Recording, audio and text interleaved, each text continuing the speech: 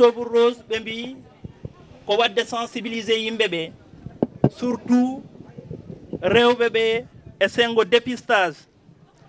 lartude tan cellal ɓalli maɓɓe surtout ko wiyete cancer du sein enen gandi rewɓe ɓen kawra e ɗin ɗon ñawji to sengo enɗi maɓɓe he ko ɗum waddi hande district sanitaire yuɓɓodiri e oɗo ONG mbiyereɗo USAID o wot ko partenaire ji maɓɓe pour ɓe mbawa wadde hen ko wiyete dépistage cancer du col de l'utérus et dépistage cancer du sein ɗum noon ko yettere Allah en jii émission ji mbaɗama e muɗum émission ji ɗi ɓen kaali tigi tigi on oɗo ñaw si tawi mo nangi neɗɗo on caɗele ko wawra hen hebde en gandi kadi sport ji mbaɗama hen mbiyen en dentiɗo e centre de santé mbo weele ngara wawde tan démarde ɗen ɗon golle e nder nduɗo lewru yahanama ha balɗe 31 lewru octobre hirande guluje ɗiɗi e nogas e nayyi ɗum noon si en giwi e oɗo cérémonie en kalannin d' abord en jii hoɓɓe garoɓe nin ɗoɓe ko wiyete allocution en garat e jewte he d' abord wodan gokkaɓe hen konɗi kala ko faadi e sengo oɗo octobre rose ko wayno cancer du col de l'utérus walla cancer du sein mo gandiranta ko ñaw nangoɗo rewɓe si haalama enen jogui ɗo troupe théâtral on ɗon arat wanna e fijundaru kono ko faadi e sengo oɗo ñaw si ɗon iwi enen jogui kadi jimowo on ɗon kadi arat wanna en presté seeɗa si en giwi ɗon en jahat e gollal ngal tigi tigi ɗum woni mbaggol dépistage o si ɗon iwi ɓe mbi ɓe mbaɗat ko wiyete don de médicament gokkirgol lekkel ɗe gandiranta wawan ñawde ñabbuli ɗi gandiranta e goni e meɗen ɗum noon ko ballal ko jarde district sanitaire mbo weele ngara waɗa hen remercier partenaire ji mumen ko wayno USAID o wot jara hen kala debbo mo gandiranta hande ari wadde présent e oɗo activité gandonde ko activité meɗen enen foof surtout rewɓe ɓe ɓe mbi loto laaɓa ko garima ɗaɓɓa en gandi o ñaw si nangi lorat si wiyama garen darten cellal ɓalli meɗen en potani wonde to ɓaawo en poti dodde garen gadden ɓiɓɓe meɗen ɓe mbaɗe dépisté a yoɓani hay mbuɗu donc ballal ɓurta ɗon si tawi ñaw o hoccama e maɗa mbaweɗa laranede ko wiyete prise en charge hono ɗum ɗon wawte ñawdirede ɗode yaade ha loroya tawde mbo sellani wawata wadde hay hunde a wawata yaade bureau a wawata yaade marché ala ko mbawata wadde ko a waɗante en gandi noon neɗɗo mbaɗanteɗo i woodi ha ɗo haaɗi ɗum noon min mbiya ko teddugal moɗon ono rewɓe worɓe kadi ko teddugal mumen donc en padat préfet o mina andi mon ara simbo yettima en puɗɗat gollal ngal wiɗon tan ñalande hande nde ko dépistage mais si on dépistage yawri ha hande ko siwrintinde on manam hirjintina waɗa on sensibiliser e sengo oɗo cancer du sein mo gandiranta e nanga enɗi i ɓittina kadi i lora si ɗon huuɓi ko e nder lewru he foof woni ko watteni ha 31 octobre mbiyan tan préfet o ari ndeysal madame Daw mbo yettima joni joni e gimmoro daroɗen mbaɗen accueillir l'adjointe au préfet ndeysal madame Daw donc min andi yeeso tan en puɗɗannin golle ɗe ɗum noon wona e teddugal moɗon e kala kadi gonnoɗo to ɓaawo mentorima on garon tawtotoɗon e ñalande he wiidon tan c'est une cérémonie de lancement ko wiyete dépistage o noon ala jobdi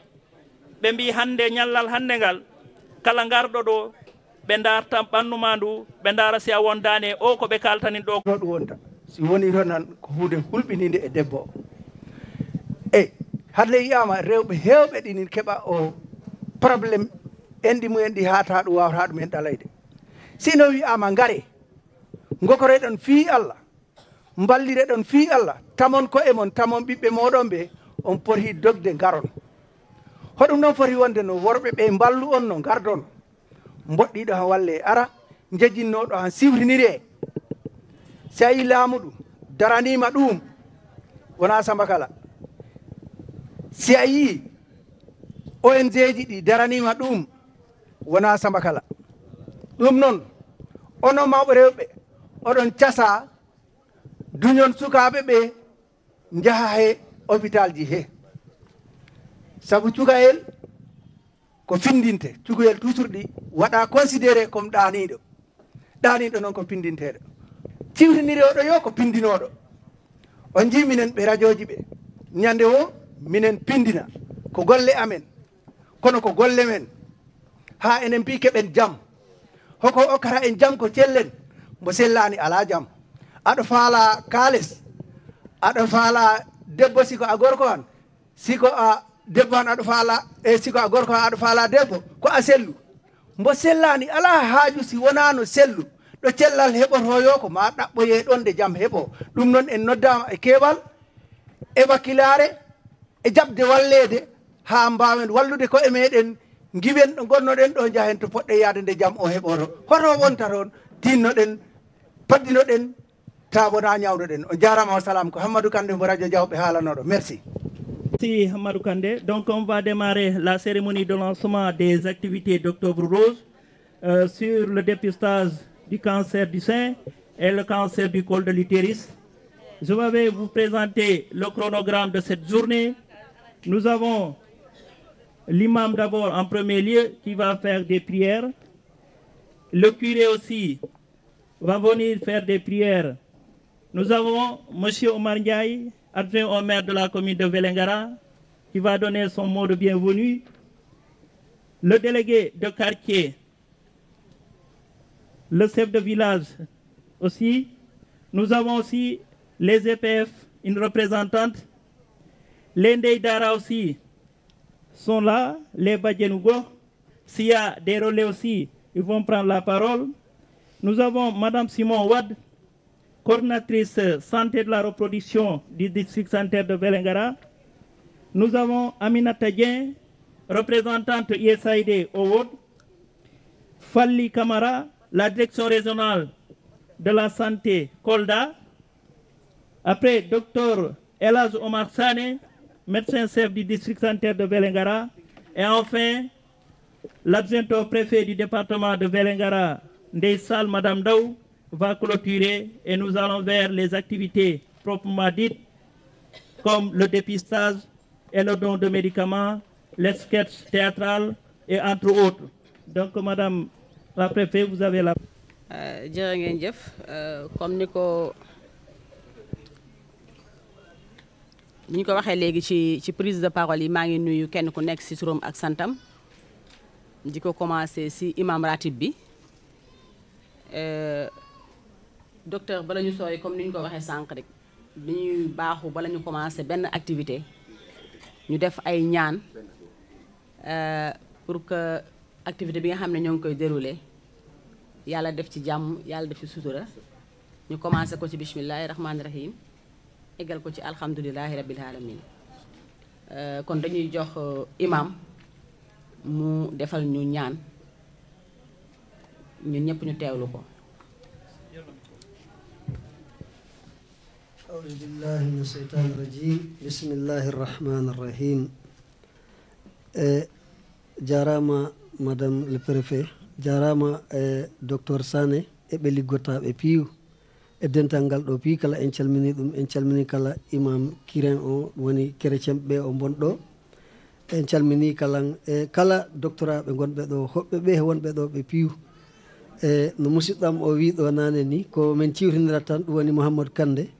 ko ciwtinirgol tan ɗo e mbadde du'a o fii place docteur sabu ɗi woodi mbaɓe no minen ni taw ganda docteur place muɗum place docteur ko hunde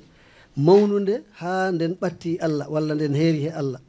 maɓɓe ɓuuri mi ɗum andude way ñande wo ɓe jiya ɗo ko goɗɗo yiyata ɓen paama ɗo ko goɗɗo famata ɓen balla ɗo ko goɗɗo wallata en no ɗinni noon ko debbo woni arka Allah o endu debbo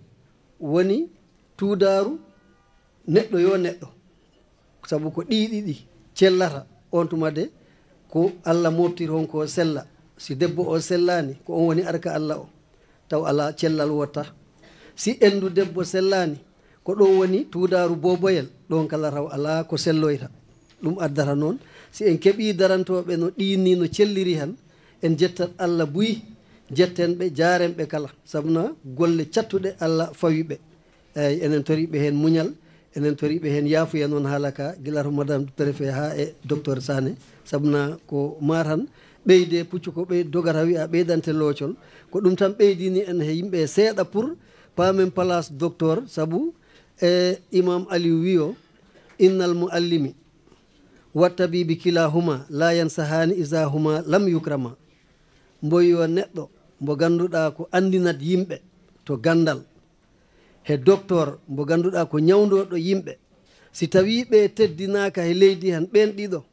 ala ko heɓoro he leydi he ko moƴƴata par ce que ko gandal ngal taw iɗi on tuma de docteur o abbi hen sabuna ko joom janggi hande heɓangal gandal ɗum wadde mbo ido mbo haali ɓen ɗiɗo wona noon ɓen tan jogui nafoore e leydi kono nafoore maɓɓe nde heedi yeeso e nder leydi janguinoɗo he docteur ɓe ɗiɗo ko ma teddine a teddinirani ɓe pour ano ɓe huuli ala koɗo Allah waɗi ɓe ɗo ɗum noon yo Allah nabru ɗum yeeso en mbaɗat fatiha e salatul fatih aouzu billahi mina sheytani rajim bisimillah kon dañuy jox kàddu moom aussi Abbé Curé moom aussi mu joxe dogu ñaan pour tam journée bi commencé ko bismillahi rahmani rahim égal ko ci alhamdulillah. Merci préfet. Nuyu naa la préfet, je salue le médecin, docteur Sané et tous ceux qui interviennent dans la santé. Ma prière, c'est formuler la prière pour tous ceux qui travaillent dans la santé, pour que Allah donne la santé à chacun, parce qu'il ne peut pas s'occuper des malades si eux-mêmes ne sont pas en bonne santé.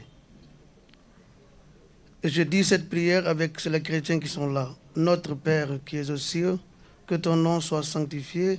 que ton règne vienne, que ta volonté soit faite sur la terre comme au ciel. Donne-nous aujourd'hui notre pain de ce jour. Pardonne nos offenses comme nous pardonnons aussi à ceux qui nous ont offensés. Et ne nous laisse pas entrer en tentation, mais délivre-nous du tout mal. Car c'est à toi qu'appartiennent le règne, la puissance et la gloire, pour les siècles des siècles. Amen.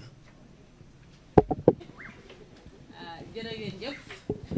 kon ñu delluwaat du nuyu rek kenn ku nekk turam ak santam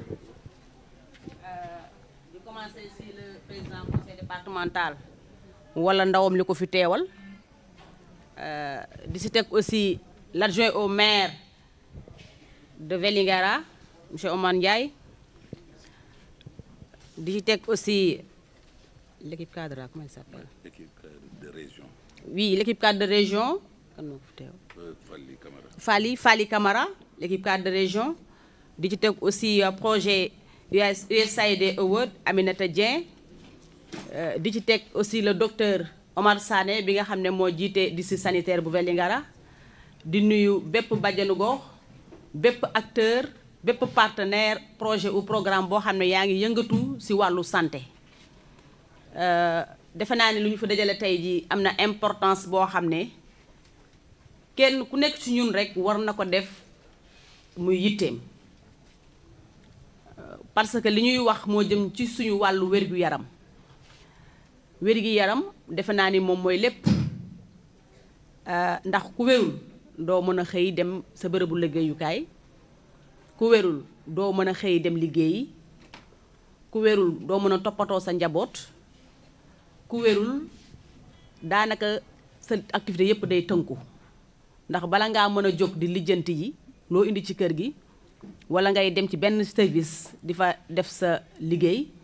defe naa day fekk nga mën a wàcc sa lal mën a jóg nekk en bonne santé mën a dem dox loolu kon li ñu fi dajale tey jii muy dépistage du cancer du sein mais aussi dañ ci yokk dépistage du cancer du col de l'utérus yokk ci tamit vaccination cancer de l'utérus mu nekk ay feebar yoo xam ne ku nekk xam na ne mi ngi lëmbe réew mi feebar yooyu ñu fi wax yëpp daanaka ci jigéen la jëm te ku wax jigéen wax nga famille ku wax jigéen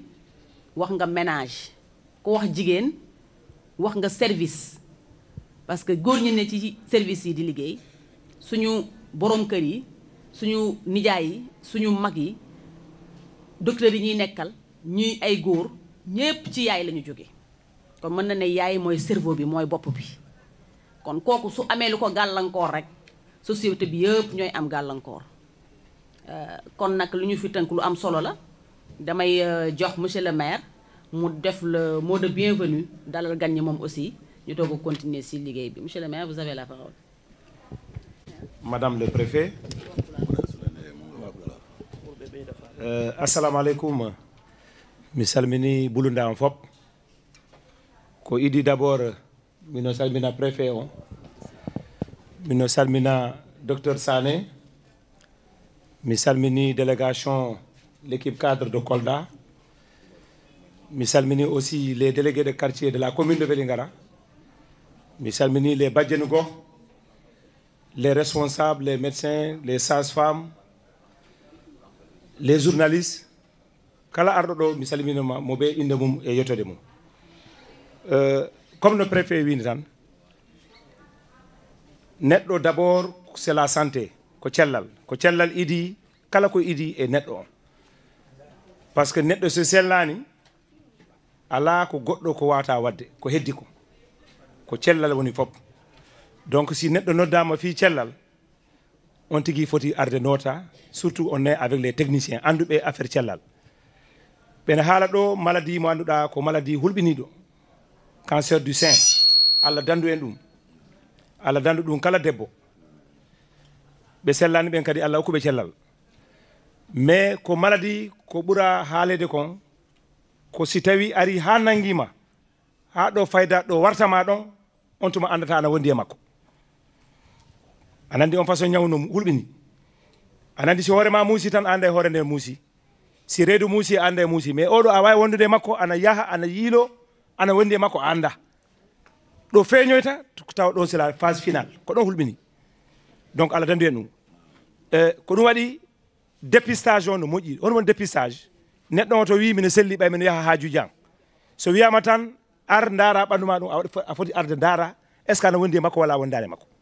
Ko ɗum addi dépistage on waɗi important. C'est la même chose aussi col de l'utérus. On kadi ko maladie il faut ko wara. Donc peut-être kamɓe on ɓe arte hen ko ɗum ɓe ɓuuri janggude ko ɗum ɓe andi.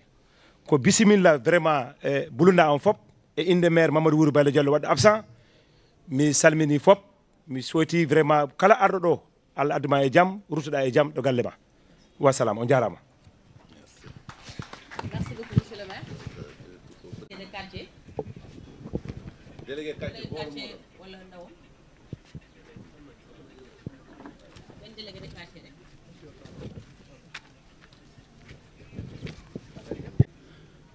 Gila e gorko ha e debbo. Mi salmini on e inde délégué ji quartier commune bo Vélingara. Mi salmini on e inde monsieur le maire Mamadou Wouro Baylo e jooɗaniɗo mbo ɗo aduci makko Oumar Ndiaye. Mi salmini on kadi e président inde président comité de santé o ɗum woni Mokhtar Diawo. Mi salmini on kadi e inde docteur Sané ɗum woni district sanitaire mbo Vélingara. Mi salmini on kadi e inde kala ko rendi ɗo gila imam ha e kiren ha e bajje goh ha e gaccuɗo golle muɗum ari notade oɗo jaam mbo gaddane ɗen. So wiyama hoɗum ɓittiniga aduna neɗɗo o sikka ko basal walla ko sokede kaso ɗum fo ɓittinani ɓittini tan ko ñaw ko kañum woni hoɗo bonna yaata naɓorani so ñaw ari e neɗɗo naɓani jawdi fof nawat wonkiki ɗum noon yo Allah sur en. Mi salmini kadi ɗum woni madame le préfet mo ganduɗa ko kanko jiimi e nder département Vélingara o e ɗum noon eɗen calminamo e immade makko to bureau makko arde ɗo kadi tawtorede ngoɗo réunion. Ɗum noon ko enen kalante ko enen ballete fulɓe mbi saɗa yiggane ɓaawo ngo yiggu reedu ndu ko noon jawata labde e ɗum ɗo eɗen gandi ko ñaw kulɓiniɗo hay gañoma si a nani tan ina wondi e cancer ɓernde ma nde taƴat sabuna gañgu ko gurdam ñanemayde ari fof gañgu gasi ɗum noon yo eɗen worɓe ɓe tinnoɗen mballe rewɓe ɓe no gardi ga hôpital gila to waggol visite hay o dépistage mbiyaɗo ɗo o e sabuna debbo kam koko wallete tan ko Allah addi ɗum ɓe jungo gorko so a resi debbo aɗa foti tinnade e makko mballa debbo o no o selliri sabuna so debbo o selli tan gorko o selli so debbo sellani gorko sellata ɗum noon tawde ko noon Allah waɗiri enen worɓe ɓe tinnoɗen e rewɓe ɓe mballen ɓe no safara maɓɓe o no ɓe cafroy ha Allah danda ɓe oɗo ñaw kalteɗo ɗo haala o e ɗum noon docteur Sané miɗen jara on e golle moɗon ɗe sabuna ko imam o wi ko docteur e mbawa wiide ko miñirawo Allah walla ko ɓiɗɗo Allah walla ko tanirawo Allah sabuna ko docteur wiita neɗɗo ko balɗe 5 kedduɗa gurdam go aduna firtotako e ɗum noon won ko Allah okki on ko Allah okki on ko miɗen ñaagui on ɓeydon kadi yajje ɓeydon wallude minen ɗo nder hôpital ɗo tawa so neɗɗo o ñawi jaylima ha yettima ɗo hôpital tan no wa ɗum no selli ni sabuna ñawɗo yiɗi jaɓɓede si tawi a ari hôpital a jaɓɓama tan hakkille ma o deƴat e ko ɗum mbinomi mi ɓeyda hen ko ɗum kadi mbinomi mi haala hen inde délégué ji quartier commune mo Wélingara inde monsieur le maire Mamadou Wuri Baylo Diallo e addition makko joɗaniɗo mo ɗo ɗum noon journaliste ɓe on calminama gila radio Diawɓe Chewnde SM ɓamtare Manda TV ono fo golle mo jiyama ha Daka FM mo Madina Gounas ɗum noon on calminama on juurama allahumma salli ala sayyidina Muhammad sallim Sidir salminama docteur Sané a salminama an e équipement o fop miɗo salmina jargaji ɗi fop miɗo salmina imam ji ɗi miɗo salmina rewɓe kala ko renti ɗo bajjan goh femme catholique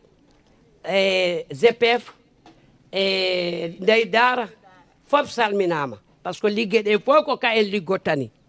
minen belti par ce que simen naniran docteur Sané noddi men pour wiide ko wadde dépistage rewɓe ɓe min jottako min dartako par ce que ɗum ɗi ɓittini men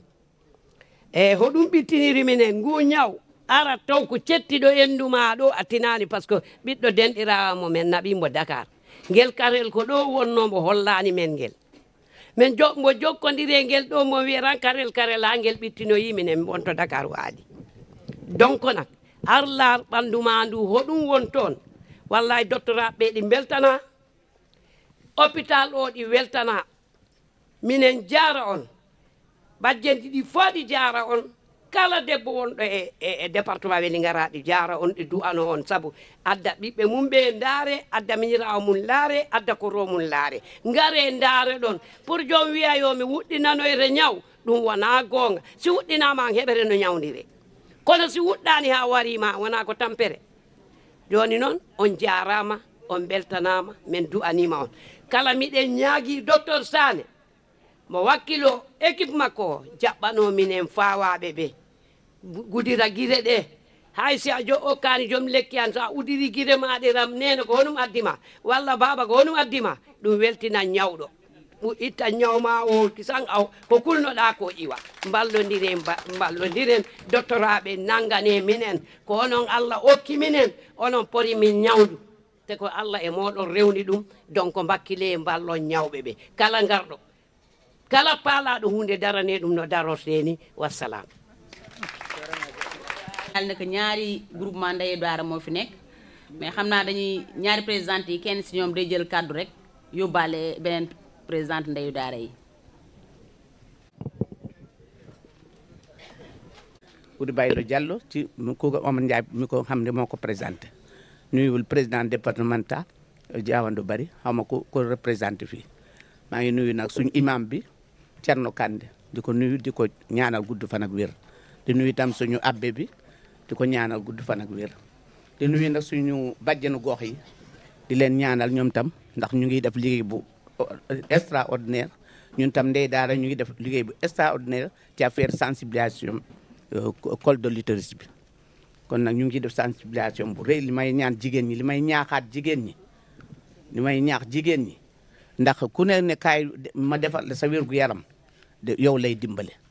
te ñun jigéen ñi nag ñoo yore lépp ndax ñooy ndey yi ñoo yor kër ñoo yor lépp waane ñu ngi sensibiliser bu baax nag képp koo xam ne yow gis nga dara même boo gisul dara sa yaram ñëwal nga seet boo amul dinañ la ne amuloo boo amee tam ñu faj la ndax loolu la sensibilisation bi loolu lañ ko doyee fi mu nekk nii ndax ñun fan yëpp wax dëgg yàlla ndey daara yi ñu ngi dox bàjjen gox yi ñu ngi dox di sensibiliser ci kër yi pour affaire journée bi kon nag ñu ngi ñaan yàlla rek yàlla na ñëpp déggandoo daal sensibilisation bi ñëpp ñëwandoo ba ñëw faju si te comme wérgu yaram mooy lépp ndax kenn du mën a dox dara wala def dara ci amuloo wérgu yaram soo amee wérgu yaram ngay mun a dox ngay mun a wax ngay mun a def activité ngay mun a liggéey itam kon nag ñu ngi ñaax jigéen ñi suñ mbokk jigéen ñi suñ goro yi ñu dem ci suñ goro yi suñ doom yi suñ sët yi yëpp ñu ñaax leen ñu ñëw ci kii sensibilisation bi kon nag ñu ngi naan asalaamaaleykum wa rahmatulahi taala di nuyu ñëpp di gërëm ñëpp di nuyu sa ndey daara yi nag. maa ngi leen di nuyu préfet maa ngi lay nuyu di la ziyaare bu baax di nuyu monsieur le préfet di nuyu suñu médecin chef district El Hadj Omar Sané ak équipe cadre bi di nuyu waa projet USAID Aude di nuyu imam ratib bi curé maa ngi lay nuyu di la ziyaare di nuyu bàjjenu gox yi di leen nuyu bu baax di nuyu ndey daara yi suñu naataango yi di nuyu groupement féminin monsieur le maire maa ngi lay nuyu di la ziyaare bu baax di nuyu képp kuy jigéen te nga teew fii tey di leen sant bu baax nag di leen gërëm ndax nee nañu woote neex na trop waaye ñu wuy si la moo dàq gis nañu mobilisation bi kontaan nañ ci trop xam nañ ne sensibilisation bi jàll na di wax ne rek tey lu ñu fi dajale mooy dépistage du cancer du col de l'utérus ak dépistage du sein ñu boole si nag vaccination 9-14 ans yi muy HPV ñuy ñaax nag population bi bu baax a baax ñu ñëw dépisté wu ndax wér-gu-yaram kenn amul fayam ndax di ko préfet waxee kër tu su neexee rek day fekk wér-gu-yaram moo am si kër gi surtout ñu ni jigéen ñi ñuy yaay ndax yaay moo yor kër su yaay wérulee rek kër gi kenn wérut ñëppay feebar waaye ñu leen di sant bu baax di leen gërëm merci beaucoup. comité de développement sanitaire.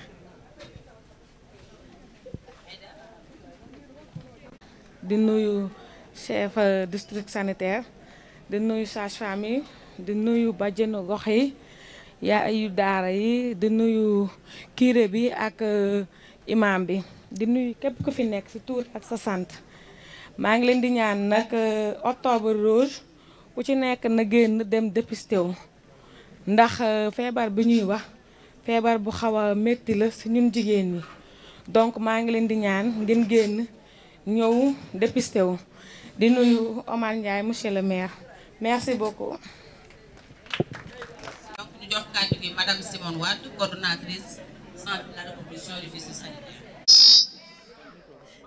Madame le préfet du département de Vélingara, monsieur le représentant du maire, monsieur le curé, monsieur le représentant de la DRS de Kolda, monsieur l'inspecteur des écoles ou son représentant, les délégués de quartier, chers imams, mesdames les Badjanougo, les Deidara, l'association des femmes catholiques, chers partenaires USAID, chères sages-femmes, infirmiers, chers collègues, honorables invités. Nous sommes heureux de vous voir si nombreux, venant de différentes localités de la région pour assister à cet événement. Tous les ans, l'organisation de la campagne Octobre Rose pour la lutte contre le cancer du sein et du col de l'utérus se réalise sous l'impulsion de notre médecin-chef, Dr Omar Sané, que nous remercions pour son soutien, sa bienveillance et sa confiance portée en son équipe. Nous déplorons également trop de décès, trop de dépistage tardif, mais également trop de complications. Au Sénégal, Chaque année, nous enregistrons 1838 nouveaux cas de cancer. Et parmi ces cas, 976 décès sont enregistrés chaque année au Sénégal. Donc, le combat doit continuer, la lutte contre la maladie, et ça, c'est pour la vie. Lutter contre le cancer est une cause informée, sensibiliser, inciter également au dépistage, au suivi et soutenir la recherche. Cela reste un enjeu de santé publique. Nous comptons sur vous pour que cette cause commune devienne un combat commun. L'année précédente, le district a dépisté 883 femmes et 107 présentaient des lésions précancéreuses. Parmi ces femmes, 28 ont été traitées par la thermoablation. Je voudrais au passage rendre un hommage solennel à nos très chères maman Badjanogo, n'est-ce pas, les Ndeye Dara, qui ont bravé le chaud soleil du Fouladou pour l'atteinte des objectifs de la vaccination HPV pour les enfants de 9 à 14 ans. Sans oublier nos vaillantes sages-femmes, mais également nos dévoués infirmiers et relais communautaires. Donc cette année, nous souhaitons atteindre le nombre de 1000 femmes dépistées au niveau du district de Vélingara face aux multiples contraintes qui les empêchent de se faire dépister. Nous pouvons en retenir quelques exemples tels que l'ignorance, la pauvreté, les préjugés, mais également la peur. Donc nous devons donc unir nos forces pour faire valoir cette culture de prévention qui doit toujours davantage être source de nos politiques de santé publique.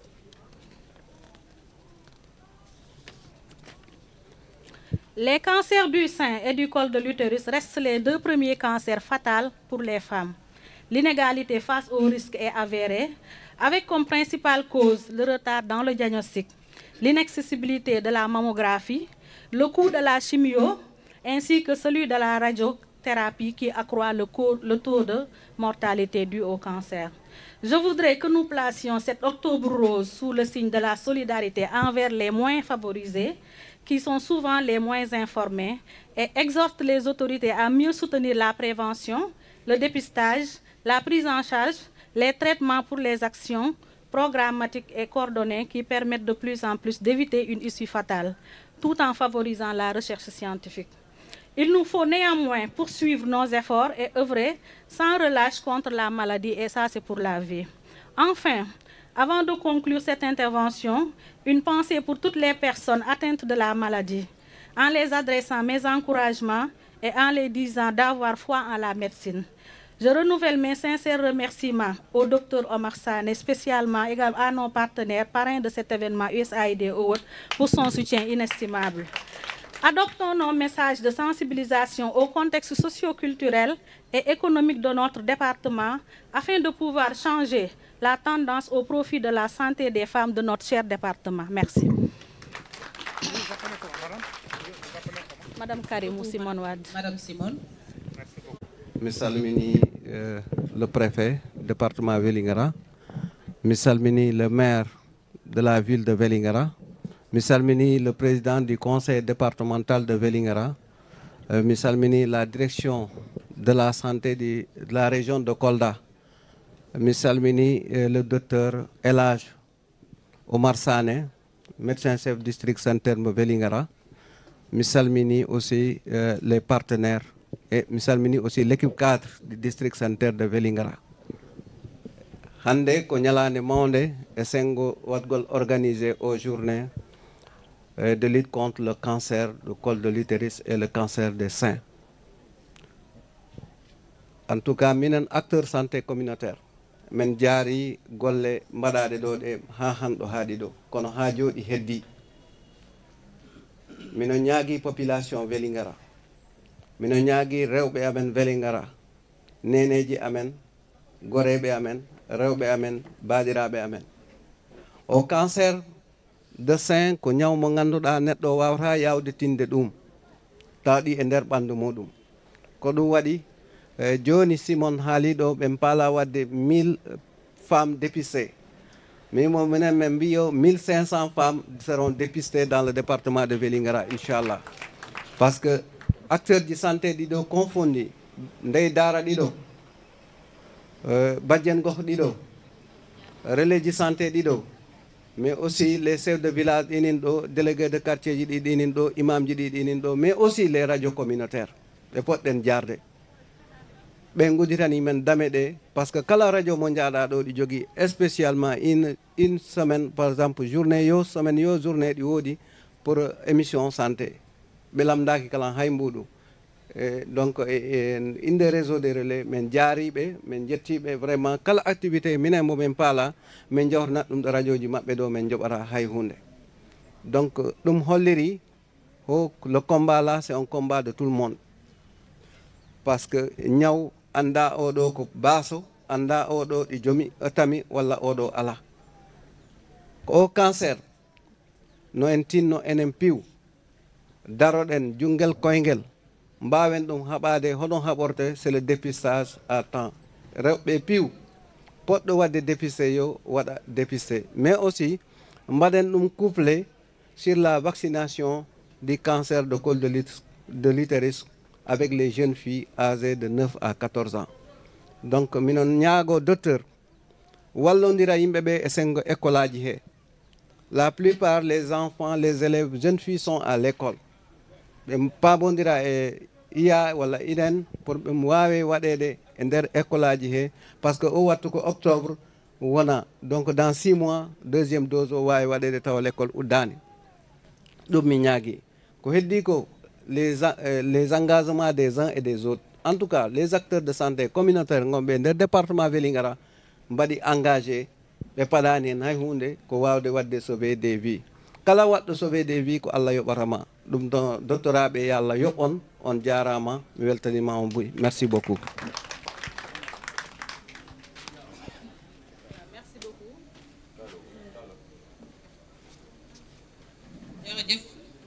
ko ñu jox kaddu gi para nden par ce que si Aminata pari tan ko kamɓe woni ko gartani ko donc si tawi onon nana minen tan kala to mbawɗon wonde onon tora paron si oɗo pari garon. Mesdames le préfet départemental de Vélingara. Oui, ok. Monsieur les chefs religieux, monsieur le maire de Vélingara, monsieur le représentant de la direction régionale de Kolda, monsieur le médecin-chef du district sanitaire de Vélingara, mesdames et messieurs membres de l'équipe cadre de district, chers prestataires de services, les infirmiers d'État et les sages-femmes d'État, mesdames et messieurs les acteurs communautaires, chers invités. Aujourd'hui, nous nous rassemblons pour une cause qui nous touche tous, la lutte contre le cancer du sein. Octobre Rose est bien plus qu'un simple mois de sensibilisation. C'est un rappel à l'action, un cri de cœur pour rappeler l'importance de la prévention, du dépistage et du soutien.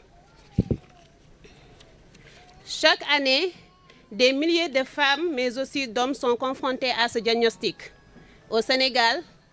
1838 nouveaux cas sont enregistrés, dont 976 qui perdent la vie suite à un cancer du sein. Derrière chaque chiffre, il y a une histoire, des rêves interrompus, des luttes, mais aussi des espoirs. En cette journée, nous rendons hommage à toutes celles qui se battent contre cette maladie, à celles qui ont perdu cette bataille, mais aussi à celles qui en sont sorties plus fortes grâce à l'accompagnement et le soutien du veillant personnel de santé. Le rose est devenu un symbole de solidarité. En portant cette couleur, nous affichons notre engagement, notre soutien et notre volonté de sensibiliser notre entourage. Nous devons encourager le dépistage précoce car il peut sauver des vies. Chaque geste compte, qu'il s'agit de partager des informations, d'organiser des événements ou simplement de tendre la main à une personne dans le besoin. Nous vous invitons tous à agir, parlez-en autour de vous, Encouragez vos proches à se faire dépister. Soutenez les associations qui œuvrent dans ce sens. Ensemble, nous pouvons faire la différence. Terminons en gardant en tête que la force de cette lutte réside dans notre unité. Ensemble, nous pouvons briser les tabous, partager les histoires et offrir de l'espoir à ceux qui en ont besoin. Mesdames et messieurs, chers invités, par ma voix, recevez tous les remerciements et accompagnements de l'équipe USAID Award, depuis le chef de l'équipe, le COP, à l'occurrence Dr Algaï Ngom, et Dr Souleymane Sagna, le coordinateur du bureau régional de Kolda. L'équipe USAID Award réitère son engagement à accompagner la direction régionale de la santé de Kolda, mais aussi l'ensemble des districts sanitaires de la direction régionale. Je vous remercie.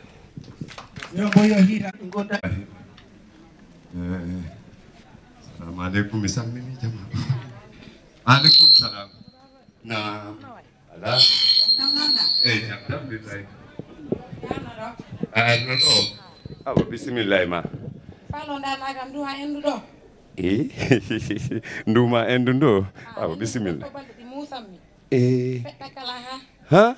Ay ketiya duweno kajel wadi doni. Onan ko accide hoore muɗum e ñaw ha ɗum falte on warde jooɗo mi adda joni si Allah jaɓi a sellay ɓorto wudde ɗe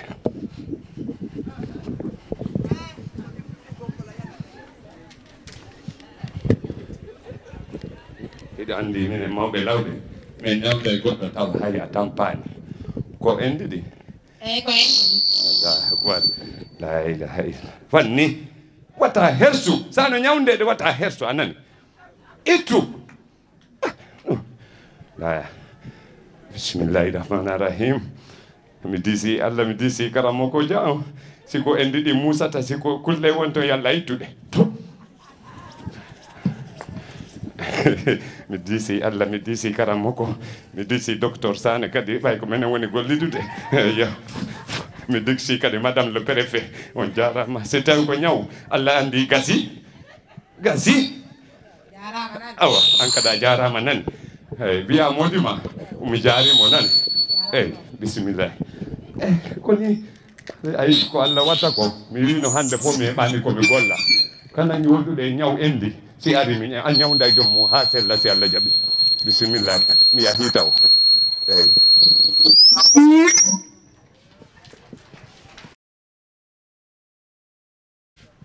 ote wuɗɗi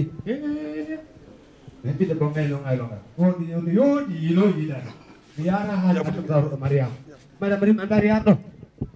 ɗo ko tawrata kam antiri manda ko sonkarani an wonɗa yo ana nder fiyon mi leɓata hoto ñanda min mi yangara ceerno bafode ɗo ceerno bafode mariama a nangi sama kala mariama nangu soobe mi wima numa endu yaaro lopiran a jaɓani anda yaar ba ceerno ba fode an bimmi ko ceerno ba fode ñalawma ko ceerno ba fode haɗum tawi ko fiɗɗi ɗon ko layla tawi ko yaltiron ko kullon kon ko heewiya mimi ɗam minno hoko piɗe kono wona piɗe rimande mo tuttude kon kulle makko wufno koñ kay wufno koñ kulloñ mo tuttu kon inde ma mbiya ayi ko huɗɗi ɗo ko wona feni hande woni na ko ɗum mi haalantama ala ko ganduɗa e ɓaleɓe bisimilla jen yeeso ko lawol mi yima mariama ya lopiran a jaɓani a yaha lopiran ta wona mi yima ya lopiran si Allah jaaɓi min mi yara loppirane mino eɓe mi pingo yagaro mi yara loppirane a ari ko pingoɗo garani maaleykum assalam waaleykum salam jam tan o mi wi ɗum endu nduɗo Moussa andi ko sehel ma haala mbo gonga mbo jaɓani yaade lopiran mo wiyama ko ceerno bafode kañ ten e bafode no gallel mum to o wiyama e fiɗɗa ɗum min hooli ɗum aw bisimilla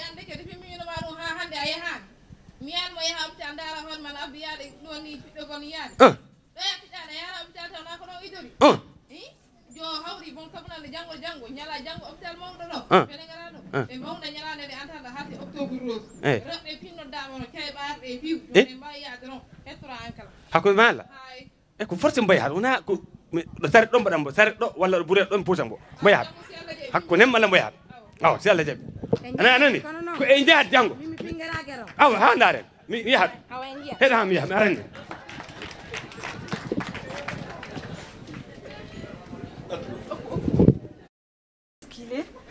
Voilà, je vais lui demander actuellement, il a eu combien de femmes dépistées aujourd'hui? Ah ouais, docteur. Oui. Docteur, bonjour. Bonjour, ça va? Ça va bien? Ça va bien, merci. Ça va, alhamdoulilah. Ça va bien. Vous avez dépisté combien de personnes aujourd'hui? Donc la mobilisation a passé et l'information aussi a passé quoi. Voilà, voilà. Maintenant on va attendre les autres. Une fois arrivés, on va continuer de les dépister. C'est bon? Voilà, ok. En attendant, je vais aller à l'intérieur. Ok. Merci.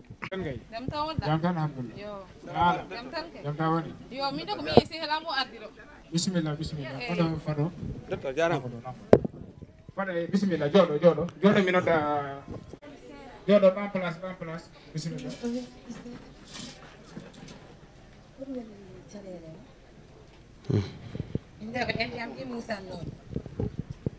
Imadi Musa non. Hey.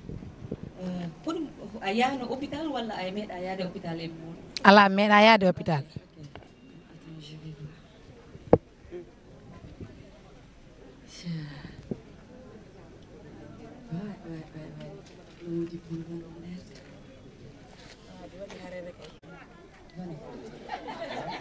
Il faut essayer de dépister cette Odu woni nyawmango, odu woni Musa Ramani. C'est ça qui fait mal, hein?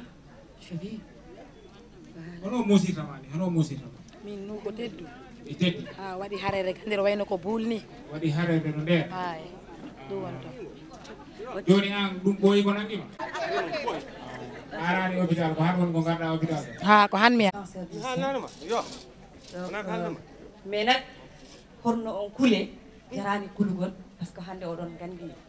docteur ji benen hande ko dum e jodani do pour me nyawna dum en e odo octobre do surtout donc on kulara nyaw o minen bayi dum parce que dum do wadan tan gra wadan sévère donc men essaya mo wadde makko mo hembo mo sellat so Allah jabi e mudon mo sellat so Allah jabi e mudon mais nak odon déjà c'est parce que dum ko fuddino mo fuddade ko hot padi o ngaddani boga mi hala no debani bio su tapingo voilà mi hala mo hen voilà ni mo me jaaro lifiram boyo ko tanno ba bode to bayano docteur Sané il faut lui dire hein ok vraiment ben nani an ba woni gorko makko parce que han enen gandi doctorabe ko wodi ko nyawdara balebe di wodi ko nyawdara on ji no dini nyawji si on ji yandi mbade fere dogonto suudu nyawdirde ro ko yaawi won gonga ko dum buri sabu han dum wara ko yaawi de cancer du sein cancer du col de l'utérus dum wara ko yaawi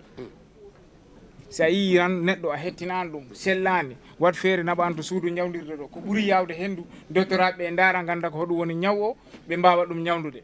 onon mi ñaagi on parce que relais ji di bakili badjen gok ji di bakili hay ndey daraji di pi di bakili di jaha yimbe he mbada sensibiliser kono onon ngala ngere neddo be mbi sa do yigane baawo ngo ero jiga reedu ndu selle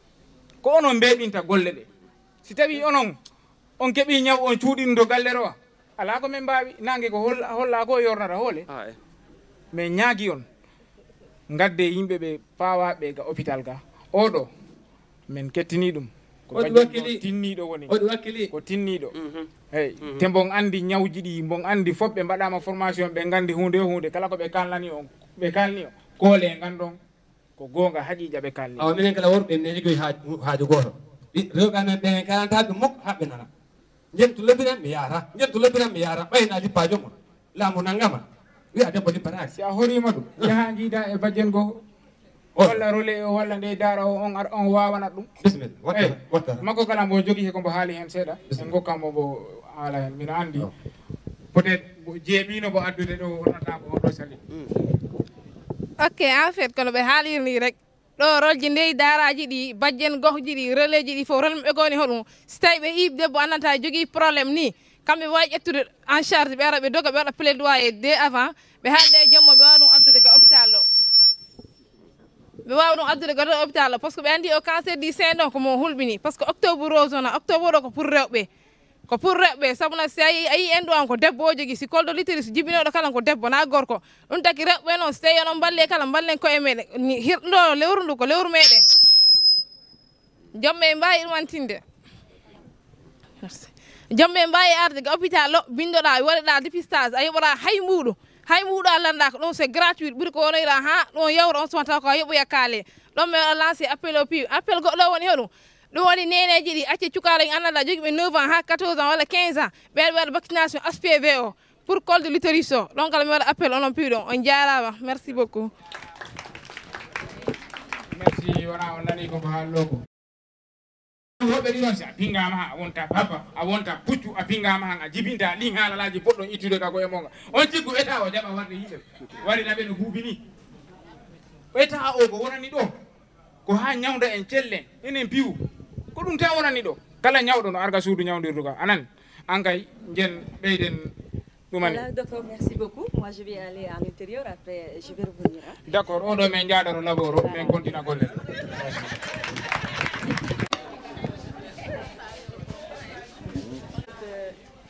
Pour ce sketch de sensibilisation dégguma pulaar mais xam naa lu ñu wax waaw donc lii ñu boo ko seetaanee boo déggul sax da ngay xam ne dañuy sensibiliser sur le dépistage du col de l'utérus et du cancer du sein. jërë ngeen jëf kon ñu jox kàddu gi le représentant du directeur régional de la santé monsieur Fally Camara. Merci madame le préfet de Vélingara.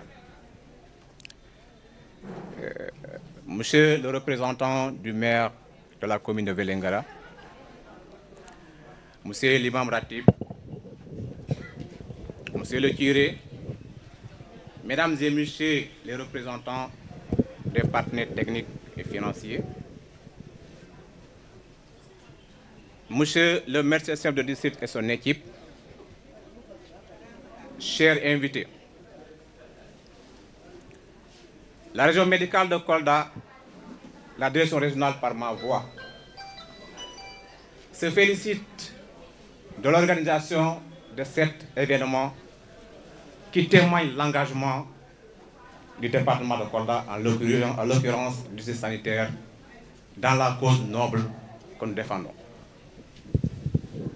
Madame le préfet, mes prédécesseurs sont revenus sur la situation épidémiologique, mais je vais insister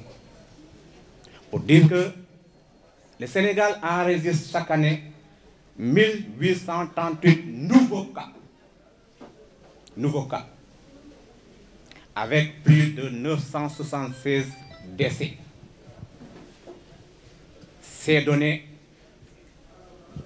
Derrière ces données se trouvent des mères, des sœurs, des épouses et des filles qui perdent la vie, laissant des familles dévastées, endeuillées.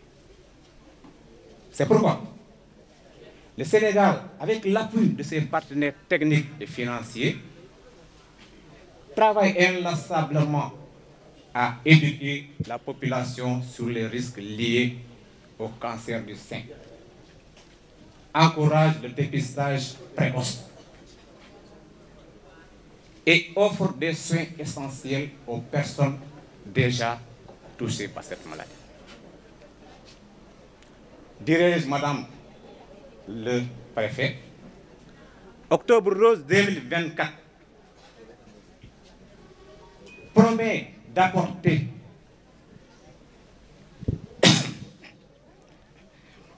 d'apporter l'espoir, la sensibilisation et des soins nécessaires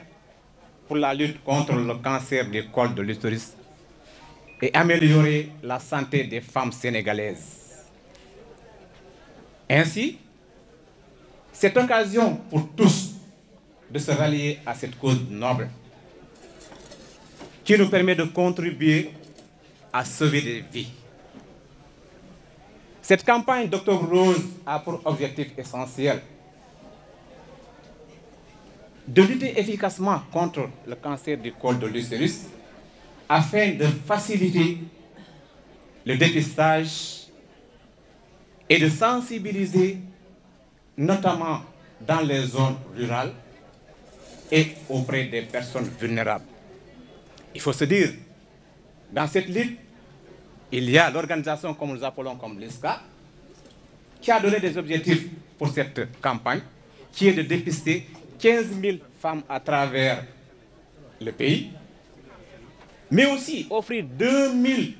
subventionner 2000 mammographies à travers le pays, et ensuite plus de 1000 mammographies offertes gratuitement, 120 sages-femmes formées sur le dépistage du col du sein, du cancer du sein et du col de l'utérus, et enfin 500 relais formés sur la sensibilisation et le relais des messages dans les communautés. Nous ne pouvons pas passer, Madame le Préfet, sans féliciter les combattants de tous les jours, de toutes les nuits et de tous les ans qui sont le tissu communautaire, qui sans eux, nous ne pouvons pas progresser en matière de santé publique. Donc il faut féliciter vraiment le tissu communautaire qui nous aide dans cette lutte. Mais il ne faudrait pas oublier aussi, dans ces objectifs, les objectifs ont été notés pour les régions du Sud, à savoir Kolda, Sédhiou et Ziguinchor. Pour dire que le premier objectif, c'est la sensibilisation. Le deuxième, c'est la formation des sages-femmes sur l'inspection visuelle, et aussi, mais aussi de traiter par thermoablation. Et ensuite, former le tissu communautaire qui nous permet aussi de mener notre objectif. Et je dirais, nous pourrons atteindre ces objectifs car on a des partenaires qui sont là, qui sont incontournables, qui ont pu appuyer chaque district pour pouvoir au moins atteindre l'objectif qui est assigné. Madame le Préfet, nous ne serons pas aussi très longs, mais nous réitérons à travers ma voix, la Direction régionale de la santé, de l'action vraiment noble et qui peut être témoignée par la disponibilité de tous les invités qui sont là pour lutter contre le cancer du sein. Nous serons terminés, encore une fois, féliciter le tissu communautaire, mais aussi les partenaires qui nous appuient dans ce sens. Merci, Madame le Président. Monsieur Kamara, le représentant de la Direction régionale de la santé, qui est revenu largement sur les statistiques donc de la lutte contre le cancer du sein et du cancer de l'utérus. Donc, jërëjëf encore, ñu jox kàddu bi le médecin-chef du district, Dr Omar Sané.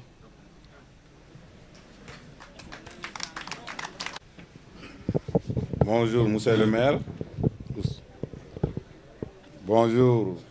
les chefs religieux. Je veux aussi nommer le représentant du directeur régional de la santé. Salut les partenaires techniques et financiers. En l'occurrence, USAID Haute, qui nous a permis d'organiser cette journée. Je salue les chefs de quartier ou délégués de quartier, les chefs de village, les Badjengor, les Ndeydara, les prestataires, au devant desquels je voulais nommer les braves sages-femmes. Et je peux oublier les acteurs communautaires, à savoir les relais, les ASC et tous les acteurs qui agissent dans le secteur de la santé.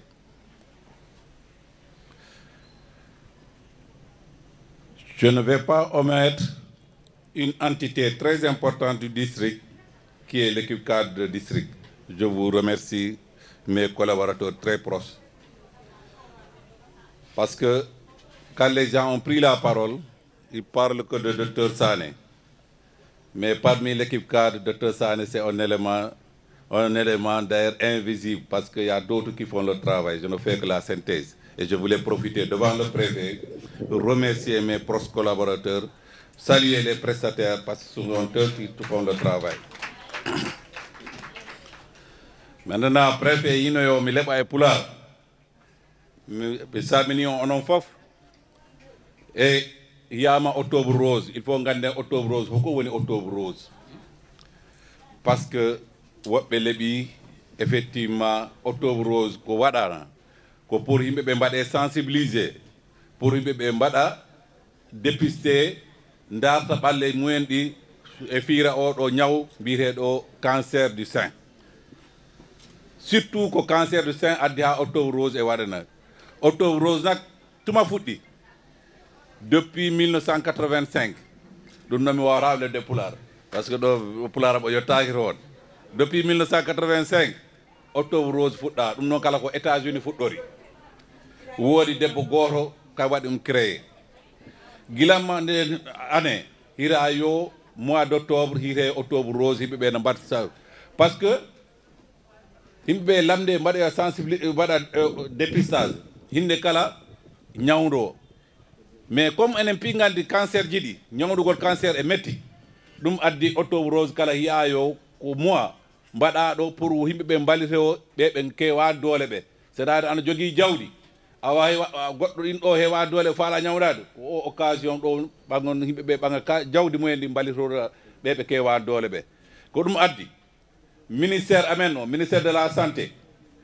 ɓe mbiyo oɗo octobre rose mammographie ko jaratno heede 50 000 ɓe mbaɗi ɗum 15 000 francs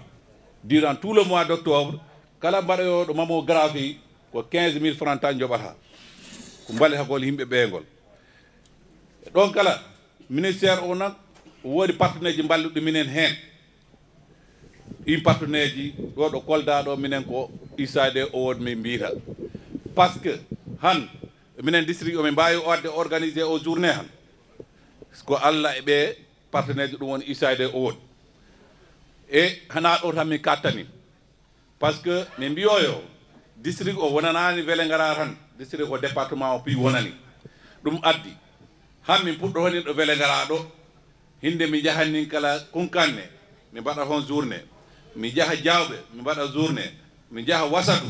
mi mbaɗa journée mi jaha Pakour mi mbaɗa hon journée mi jaha Kalifuru ɗon ka mi mbaɗa organisé journée min gara ɗo Madina Gounas ɗon ka mi mbaɗa organisé journée mi giwi Madina Gounas min gara Manda Douane kala min mbaɗa hen organisé journée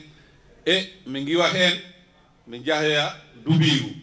donc min mbaɗa hen organisé journée si on daari han minen mbaɗi tenir compte yaadu ndu par ce que woodi laabi ɗi e metti ɗum adda min mbaɗi wasadu par ce que neɗɗo wasadu han a noddimo ko Diawɓe han pour mo yetto Diawɓe ko cateɗe ɗum addi min mbaɗi hoto wasadu ɓe Jalajan e woɗɗi gaga kunkanne ɓen kam ɓe mbaɗani ɓe Pakour ɗon waɗi heede centre moyen ɗo Madina Gounas ɗon kala kay watta centre ɗo e Kalifuru enen gandi ɗo ɗo a yiwi Kalifuru han woodi Wadiya Tulla woɗɗi ɓen kam ɓe mbaɗani ɓe Kalifuru e min gari ɗo Manda onen gandi han Manda koni way ani en Diawɓe ni yimɓe ɓe keewi ɗum addi ha min mbaɗi hen min gari ɗo Dubiru par ce que minen gandi woodi woɓɓe giwoɓe Madina Mari Cissé si a noddiɓe Vélingara ɓe mbawi arde hinde sattanaɓɓe ɗum addi kaw toon kam ɓe mbaɗi donc min mbaɗi couvrir district o e ɗum piiko e wallore partenaire amen he e inchallahu kala ko hiteto lekki ko produit watteɗe o utilisé ɗum pi sodama komin ñaaguimi rewɓe ɓe no mbat feere jaaha dartoya par ce que cancer o ɗin e meɗen enen jii ɗum woodi goɓɓe ɓe jaaha he e jogui cancer ñaw hersitake par ce que cancer o yaayo ñawnugol cancer e metti oui hinde noon si a wiimo lawha mbo yiyama lawha ñawnugol ngol yombat awa mbaɗen feere oɗo mois par ce que a yoɓata hay ticket ko a yahatta mbaɗa consulté gratuitement lekkele ɗe gonɗe to ɗe gokkeyaɗe gratuitement mbaɗen feere jahen jotto en hen ɗum noon minen jaara région médicale aussi ɗum woni direction de la santé par ce que han district o wawa wadde mone activité ji kewɗi c'est parce que ɓe mbaɗa minen accompagné ɗum noon minen jaara ɓe minen jaara directeur o ɗon ko koto amen e minen jaara équipe mum o foof mbaɗa ɗo représenté Falli Camara on woni parrain district Vélingara par ce que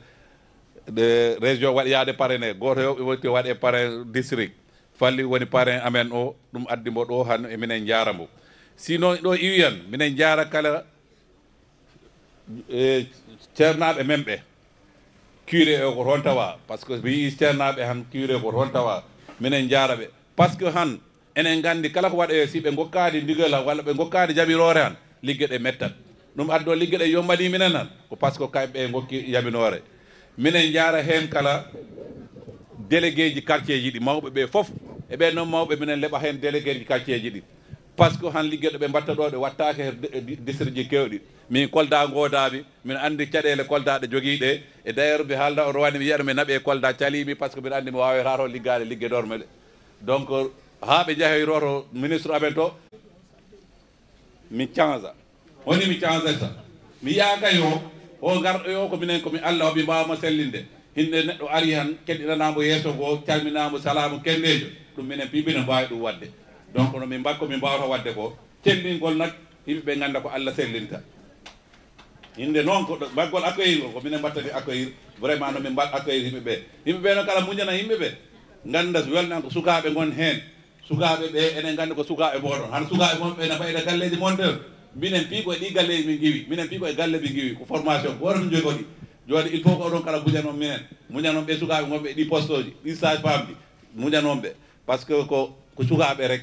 mais goto he ko waɗi ko faala wadde ko foti wadde ko minen jaara ɓe et minen jaara surtout les autorités territoriales ɗum woni les maires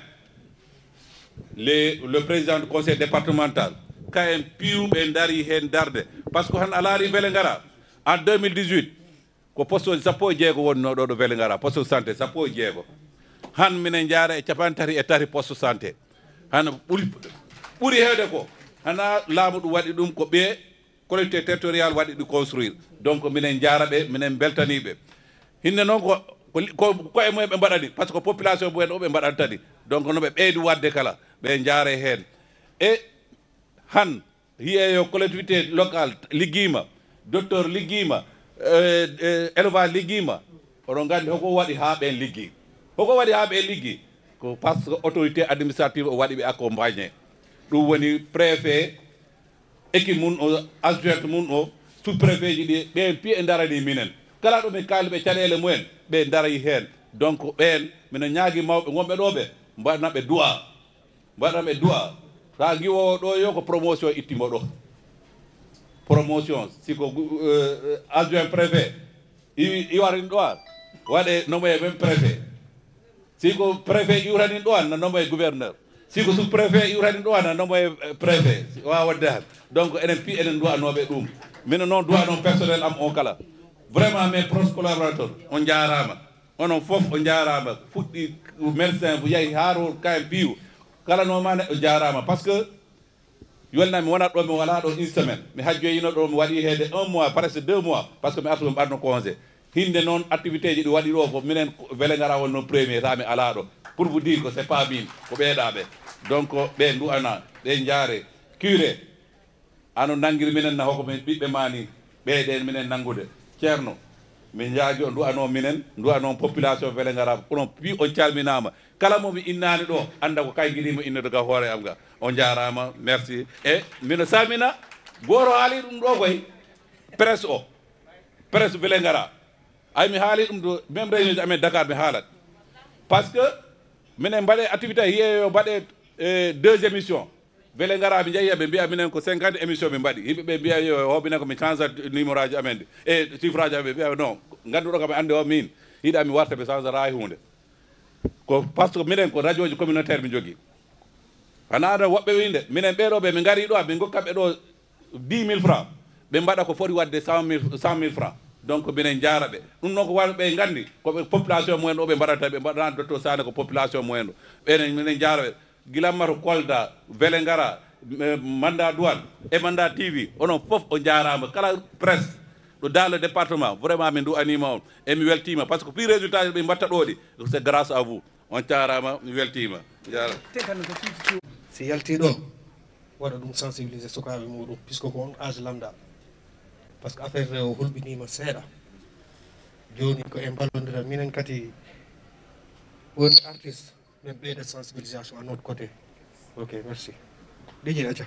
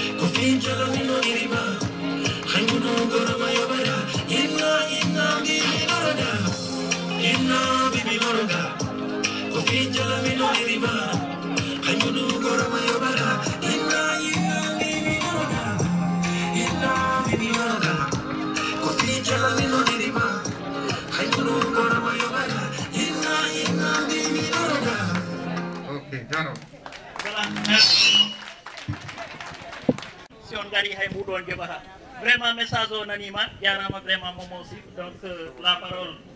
à l'adjointe au préfet du département de Vélingara Deysal madame Daw bismillah. Maire de la commune de Vélingara, monsieur le représentant du directeur régional de la santé de Kolda,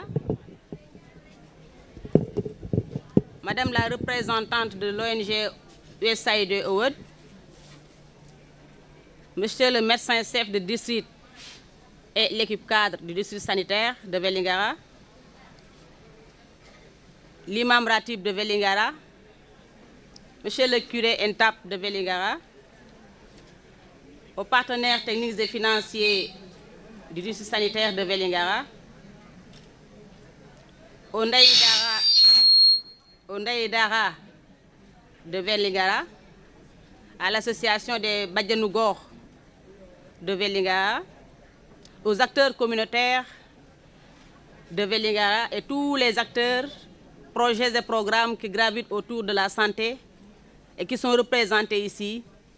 aux invités, à tous les invités ici présents à cette cérémonie de lancement des activités du mois d'octobre, qui est un mois aussi important dans le domaine sanitaire, qui depuis 1985 a été consacré à la journée de sensibilisation, d'information et de lutte contre le cancer du sein. Monsieur le médecin-chef, vous avez largement revenu sur les statistiques, aussi bien vous que le représentant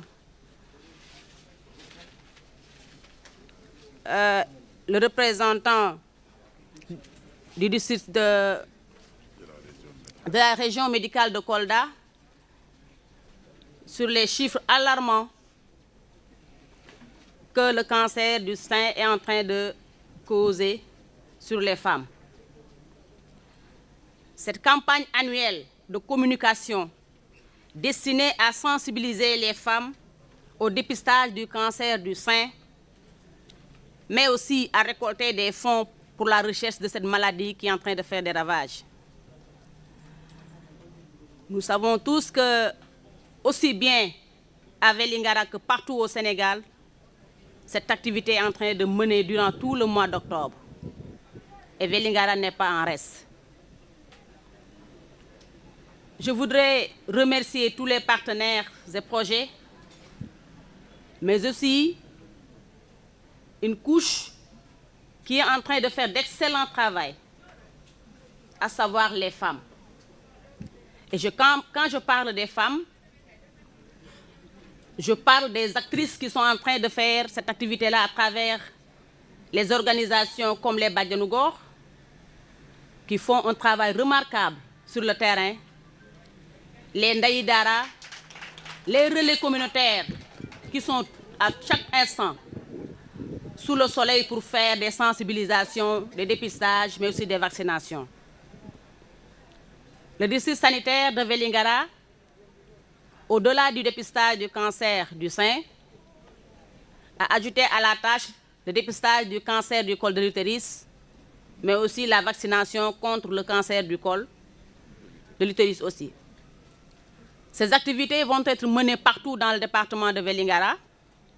aussi bien dans la commune que dans les arrondissements de Pakour, Saré-Koli-Salé et Bonkonto. Le docteur l'a rappelé tout à l'heure que des activités très importantes vont être menées dans ces localités afin de mieux sensibiliser, mais aussi d'éradiquer définitivement ces maladies qui sont des fléaux et qui ne touchent que les femmes. En parlant de sensibilisation, j'aimerais accentuer là-bas mon intervention parce que souvent on dit mieux vaut prévenir que guérir. Et nous savons tous les ravages que ces maladies sont en train de faire. Donc aux femmes qui sont présentes, à tous les acteurs qui sont ici présents, nous vous demandons de vous investir davantage sur la sensibilisation, mais aussi sur l'information et la bonne information. Tout à l'heure, dans les interventions, Madame Simone Wade est revenue sur les contraintes de cette sensibilisation, à savoir la méconnaissance de la maladie, à savoir aussi les réalités dans nos ménages. Vous le savez, souvent des gens sont en train de vivre avec des maladies, mais par peur d'être jugés, ne vont pas à l'hôpital. Et c'est ça qui aggrave la situation. Donc nous insistons sur ce domaine, sur ce domaine de la sensibilisation, mais d'informer aussi, d'aller vers les ménages, dans les quartiers, avec les délégués de quartier, dans les villages, avec les chefs de village, avec les groupements de femmes qui jouent un rôle très important dans la sensibilisation. Parce que nous savons que toutes les femmes sont bien organisées en groupement ou bien en GIE. Et souvent, chaque semaine ou bien chaque mois, elles se rencontrent. Et dans ces rencontres-là, c'est l'occasion de sensibiliser. C'est l'occasion de discuter de ces maladies qui ne sont pas des tabous, mais sont des maladies qu'on doit expliquer aux femmes pour qu'elles puissent comprendre les risques qu'elles sont en train donc de courir si elles ont ces maladies et qu'elles ne vont pas se faire dépister pour savoir réellement si la maladie est chez elles. Donc nous insistons sur ce volet sensibilisation. Sur ce volet sensibilisation aussi, accentuer la sensibilisation pour diminuer le risque du cancer du sein. Et pour cela aussi, il faut adapter une alimentation saine. Pour nga moytu jangoro bi, dafay baax tamit suñu lekk ñuy xool lan la ñuy lekk. Parce que nous savons tous que nous les femmes, nous sommes dans les cuisines, c'est nous qui cuisinons. Évitons les bouillons, magie, jimbo, comment on les appelle encore. Tous ces bouillons-là, il faut les éviter dans l'alimentation. Souvent, les femmes disent que soit tu défoules jimbo, ou soit tu défoules magie, soit tu défoules bouillon, ça ne me donne rien. Ça, c'est pas vrai. Il faut adapter une alimentation saine. Adapter une alimentation saine. Éviter les bouillons dans les ménages. Les bouillons sont en train de faire des ravages. Mais aussi pratiquer une activité physique, une activité sportive. Parce que si nous avons fait, suñu dajaloo di wax ci wàllu feebar yoo xam ne mi ngi def ay jàngoro dafay baax ñuy wax nit ñi nan la ñuy moytoo jàngoro yooyu parce que wax naa ko sànq ay jàngoro la yoo xam ne bu ñu nekkee ci yow da ngay ñëw ci hôpital bi ñu defal la dépistage ndax ñu xam ndax jàngoro bi mi ngi ci yow wala nekkul ci yow mais en attendant naa ngay ñëw lépp loo xam ne dañ ne dafay joxe jàngoro bi rek il faut nga moytu ko moo tax sànq ma wax qu'on puisse pratiquer une alimentation saine mais aussi de pratiquer les activités sportives maanaam suñu nee activité physique sportive nekkul rek ngay takk sa ay dàll di daw suñu yaay yi fajar la ñuy yeewu julli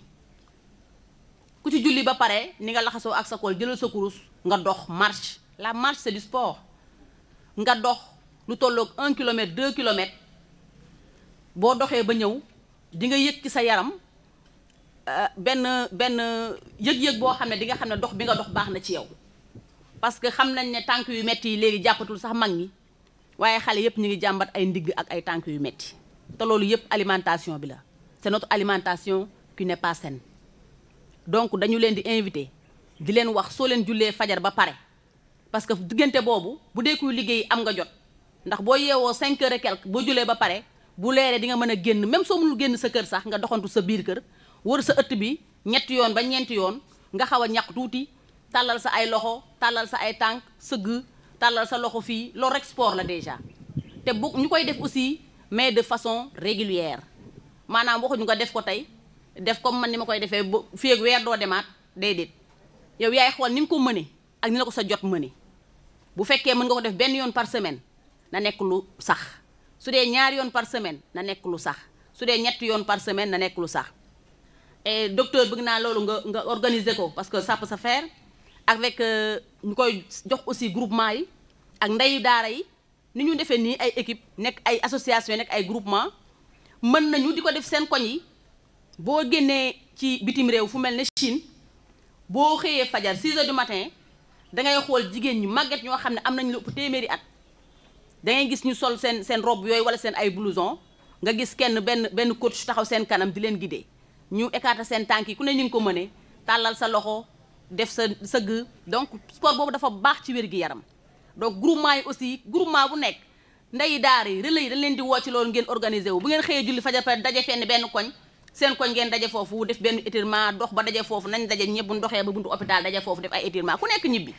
donc loolu lu baax la loo xam ne bëgg nañ suñu jógee fii ak une semaine docteur ñu revenir nañu commencé nañ def activité sportive boobu parce que foog naa lu baax la ci loolu mais aussi toujours sur la sensibilisation limiter l'exposition aux produits chimiques et pesticides les produits chimiques et les pesticides sont en train de faire des ravages feebar yooyu ñu joxe yëpp ñuy wax yëpp loolu daf koy joxe suñu nee produit pesticide mooy li ñuy bay suñuy bayee ñun dafa am benn bay boo xam ne moo gën a gaaw mi ngi mel ne boo bayee tey nga def ci engrais fii ak 3 weer nga li nga bayoon ñor nga lekk ko bay bi gaaw na di nga am loo lekk mais est-ce que li ngay lekk baax na donc produit pesticide yooyu dafa am lu bari loo xam ne si da koy def ci nit ñi yaa ngi xool tey bu fekkee da nga bay nga utiliser produit bio maanaam produit yoo xam ne toxicide du pesticide kii bay tey tool ngeen commencé ndoo yéen ñaar bay yow mën nga am juróom benn weer sa door loo nga ñor alors que utiliser pesticide moom 3 weer toolam ñor mu récolter mën a dem jaay gën la am xaalis mais yow mi utiliser bële yaa koy ëpp wér donc ñu delluwaat ci bàyyi ci mbay mi jigéen ma ngi ay groupement nga xam ne yor nañ ay tool yor ci seen kër yi ay tool bu ñuy bay ñu utiliser bàyyi produit pesticide yi parce que day joxe jàngoro yooyu yu mel ne cancer du sein cancer du col de l'utérus ak yeneen xeet feebar yoo xam ne si mi ngi yóbbu jigéen ñi wax naa ko sànq mais aussi ñu moytu utilisation des produits plastiques lu mel ne ay bouteilles yu ndox yi ñu yor